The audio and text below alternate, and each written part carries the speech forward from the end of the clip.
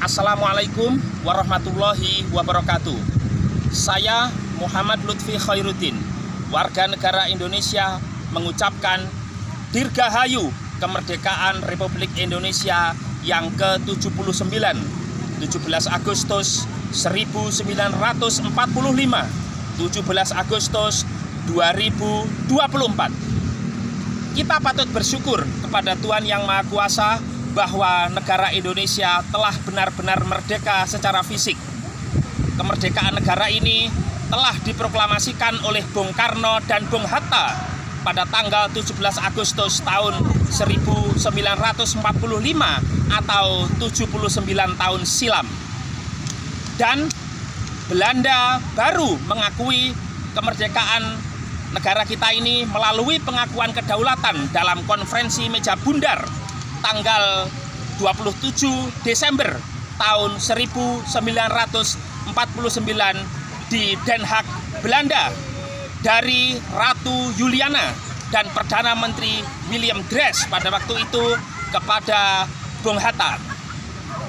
Kita ingin bahwa kemerdekaan Indonesia ini tidak hanya lepas dari penjajahan secara fisik, dari kolonialisme, dari imperialisme, tapi dari aspek-aspek kehidupan kita ini harus benar-benar merdeka secara hakiki.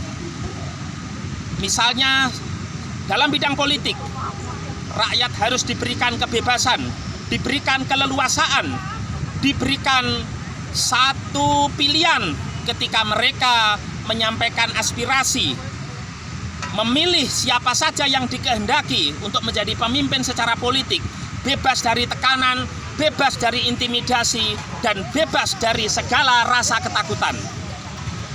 Dalam bidang ekonomi, rakyat harus dipastikan memiliki penghidupan dan penghasilan yang layak sesuai dengan amanat Undang-Undang Dasar 1945, yaitu pasal 27 ayat 2 yang berbunyi tiap-tiap warga negara berhak mendapatkan penghidupan yang layak bagi kemanusiaan. Kemudian dari sisi ekonomi juga, negara harus memaksimalkan sumber daya alam kita ini, natural resources ini bisa dikelola, bisa dieksploitasi dengan baik, dan benar-benar dipergunakan untuk sebesar-besar kemakmuran rakyat sesuai dengan amanat konstitusi pasal 33 ayat 2 yang berbunyi cabang-cabang produksi yang penting dan menguasai hajat hidup orang banyak dikuasai oleh negara.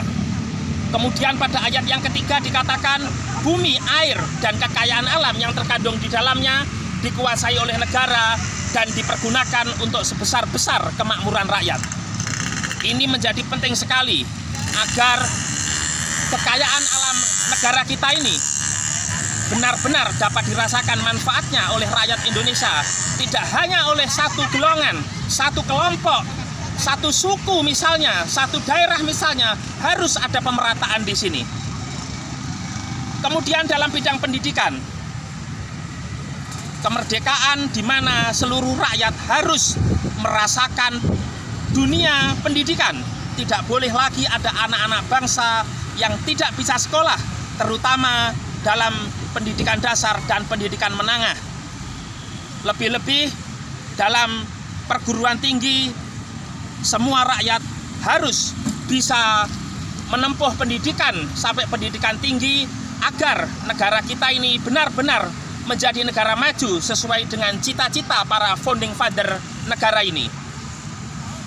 Karena ini merupakan amanat konstitusi dan negara juga harus hadir, tidak hanya dari sisi pendanaan mengalokasikan 20% dari anggaran pendapatan dan belanja negara untuk pemerintah pusat ataupun 20% dari anggaran pendapatan dan belanja daerah untuk pemerintah daerah dalam bidang pendidikan. Tapi lebih dari itu, negara harus memastikan anggaran itu bisa benar-benar maksimal untuk semua lapisan masyarakat dalam bidang pendidikan, baik dari sisi infrastruktur, maupun dari sisi-sisi yang lain, termasuk kesejahteraan para guru, para dosen, kemudian juga memberikan beasiswa baik kepada yang tidak mampu maupun kepada yang berprestasi. Jadi kemerdekaan yang sesungguhnya dalam bidang pendidikan ini menjadi penting karena pendidikan adalah satu investasi masa depan, bukan lagi jangka menengah, apalagi jangka pendek, adalah jangka panjang. Dalam bidang kesehatan, kita juga ingin negara ini benar-benar memastikan semua lapisan masyarakat bisa mendapatkan fasilitas kesehatan secara baik. Tidak peduli dari golongan kaya, golongan menengah, apalagi golongan miskin misalnya, yang kemudian tidak bisa mendapatkan akses fasilitas kesehatan secara baik, baik dari rumah sakit negeri misalnya, milik pemerintah ataupun swasta. Semua harus dilayani dengan baik. Para pemangku kebijakan di bidang kesehatan tidak boleh lagi berpikir secara material, secara prosedural, secara administratif, tapi harus lebih mengutamakan keselamatan. Apalagi ketika pasien itu dalam kondisi yang kritis misalnya, semua harus dilayani. Karena ingat, tanggung jawab yang ada dalam soal ini tentu tidak hanya tanggung jawab di dunia, namun juga tanggung jawab pada Tuhan Yang Maha Kuasa.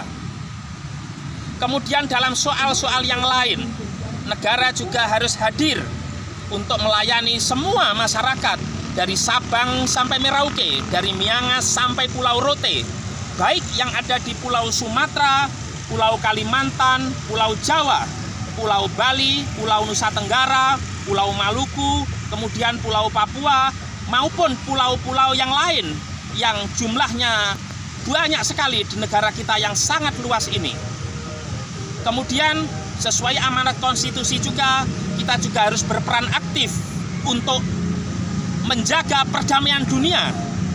Karena kita sebagai satu negara yang merdeka, yang berdaulat, tentu kita tidak hidup sendiri di dunia ini, di planet bumi ini, tapi juga harus berdampingan, berhubungan dengan negara-negara lain, baik yang bersifat bilateral, trilateral, multilateral maupun internasional.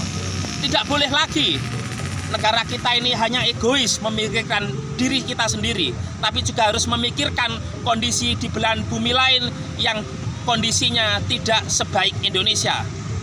Tidak boleh kemudian kita itu memiliki pikiran yang penting negara kita, yang penting negara kita, yang penting negara kita.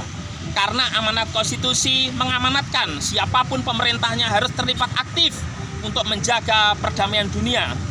Karena sesungguhnya orang yang hebat itu adalah orang ketika dalam kondisi sulit masih memikirkan kesulitan orang lain.